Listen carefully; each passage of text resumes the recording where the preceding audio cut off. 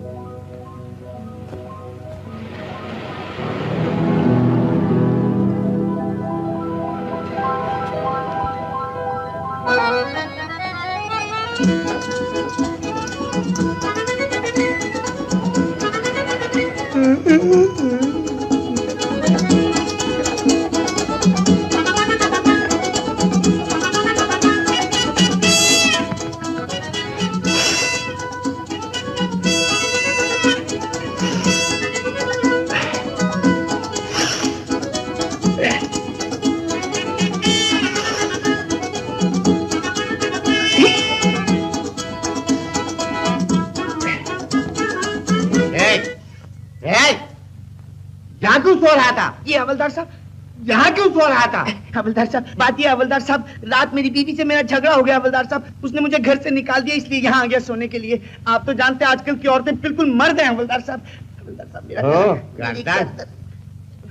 चलो निकलो यहाँ से। ये कोई सोने की जगह? चलो चलो जाओ यहाँ से।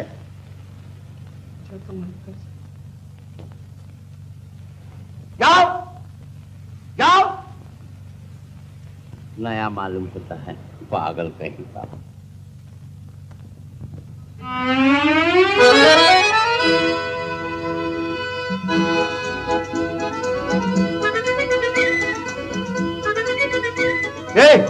ये क्या कर रहा है? देखते नहीं हवलदार साहब क्या कर रहा हूँ?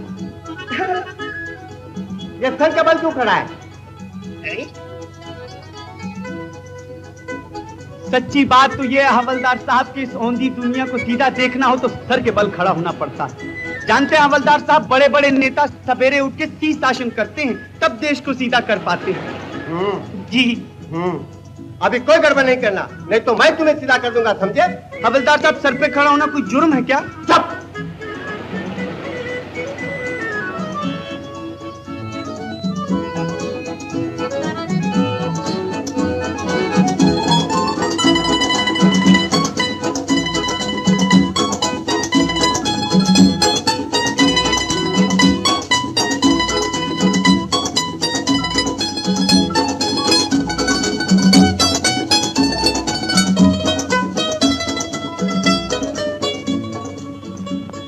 अच्छा तुम लोग जाओ, स्कूल की तैयारी करो।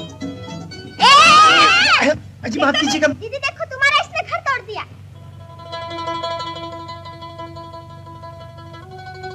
कुछ लोग होते ही ऐसे, घर बनाना नहीं जानते, गिराना जानते हैं, ईमान बेचते हैं और पाप मोल देते हैं।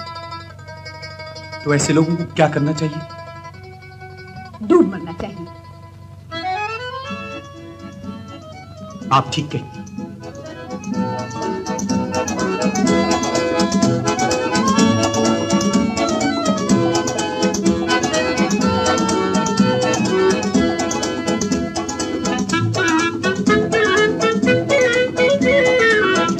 अरे सब लोग बचाओ, अरे डूब जाओगे। अरे देखो, अरे सब लोग देखो, अरे डूब जाओगे।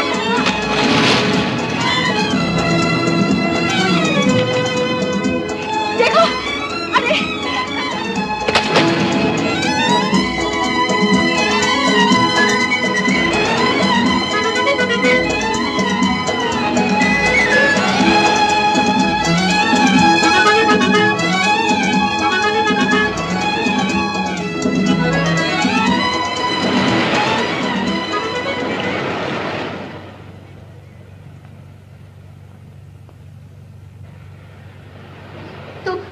तुम आत्महत्या कर रहे थे, अपनी जान दे रहे थे।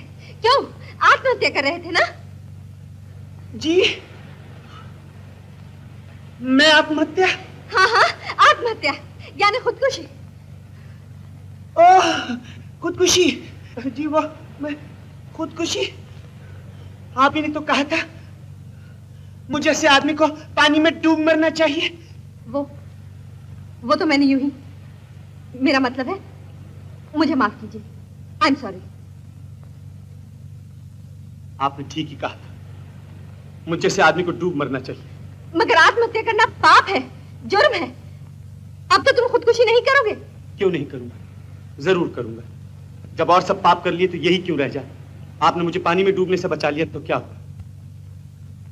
मगर सुनो सुनो, मैं तुम्हें खुदकुशी करने नहीं दूंगी। कैसे नहीं करने देंगे? जब मैं अपनी जान देने पर तुला हूं, आप मुझे कैसे रोक सकती? मैं पुलिस को बुलाकर तुम्हें पकड़वा सकती हूँ। Police? Police police police police! देखो देखो ये आदमी। क्या गोलमाल है? माल तो है हवलदार साहब, गोल करना जरा टेढ़ी खीर है। ये आदमी, ये अभी मैं बताता हूँ हवलदार साहब, आप जरा इधर आइए। आइए आइए। हवलदार साहब, ये वही है। कौन? तुम्हारी घरवाली? जी हाँ, बिल्कुल वही है। सूरत से तो बुरी नहीं लगती।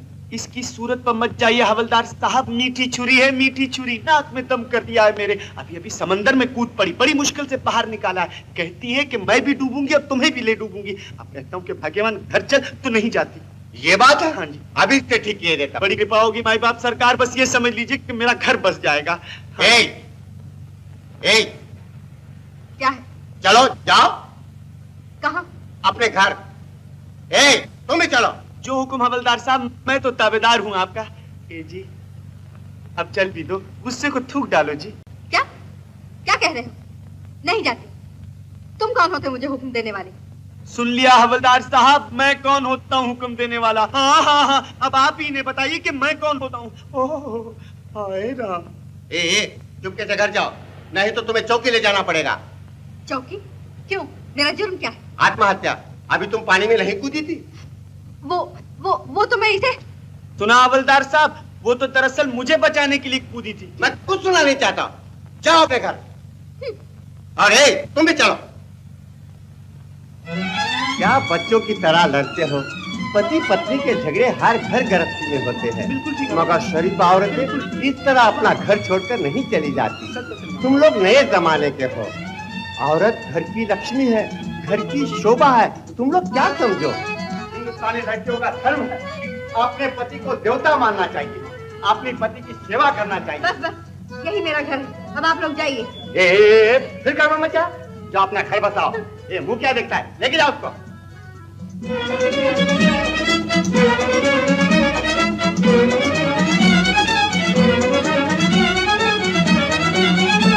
शर्म नहीं आती?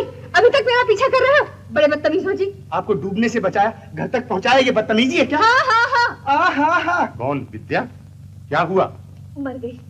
पिताजी। पिताजी ठहरिए, अभी आपकी शिकायत करता हूँ मैं। आप अंदर नहीं जा सकते। वाह, मैं क्यों नहीं जा सकता? ये मेरा घर है। मैं आपके पिताजी से मिलना चाहता हूँ। अंदर नहीं जा सकते। ये किससे झगड़ रही है? मुझसे पूछिए पिताजी, ये मुझसे लड़ रही थी।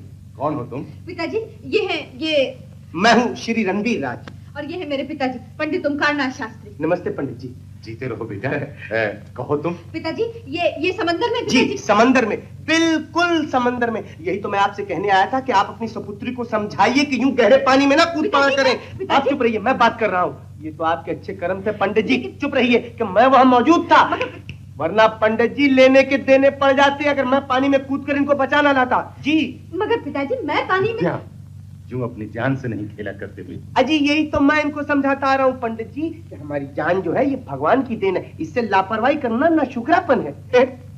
लेकिन पिताजी असल में तो ये खुद देखिए, पहले आप ये गीले कपड़े बदल आइए, बहस बाद में कर लीजिएगा। तब तक मैं यहीं बैठता हूँ। मौसम वैसे ही खराब है, जरा सी देर में नजले से नमोनिया हो जाता है। सच तो कहता है, जा गीले कपड़े उतार डालना। और हाँ, मेहमान के लिए एक प्याली चाय बनाना। बैठो बैठो जी। संभल के। धन्यवाद हो बेटा, तुमने मुझ पर बड़ा एहसान किया है। ले दे के दुनिया में एक ये बेटी ही है। जी पंडित जी, ये तो मेरा फर्ज था। मगर इस कलयुग में कौन किसकी मदद करता है? तुम तो अपनी जान पर खेल कर इसे बचा लाए हो। समंदर में कूद पड़ना मेरे लिए बड़ी मामूली बात है। 2-4 मील तो एक ही सांस में तैर जाता हूँ। अफसोस तो मुझे इस बात का है पंडित जी कि मेरा ये कीमती सूट भीग कर खराब हो गया। अरे विद्या, जल्दी चाय लिया। कहीं बेचारे को सर्दी ना हो जाए। बड़े हंसमुख हो तुम।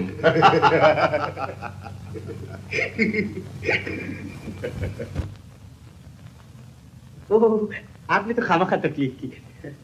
चाय गरम, जरा संभाल कर पीना। सुना है झूठ बोलने वाले की जबान जल जाती। क्या हुआ बेटा, जबान जल गई क्या? जी नहीं, दिल जल गया। बड़े हंसमुख हो तुम। अरे विद्या जल्दी कर, तेरे बच्चे तेरी राह देख रहे होंगे। बच्चे? हाँ, अभी तो सिर्फ 50 ही हैं। 50? अच्छा पिताजी, मैं चली। छोटा सा ही स्कूल है हमारा। स्कूल? हाँ। स्कूल?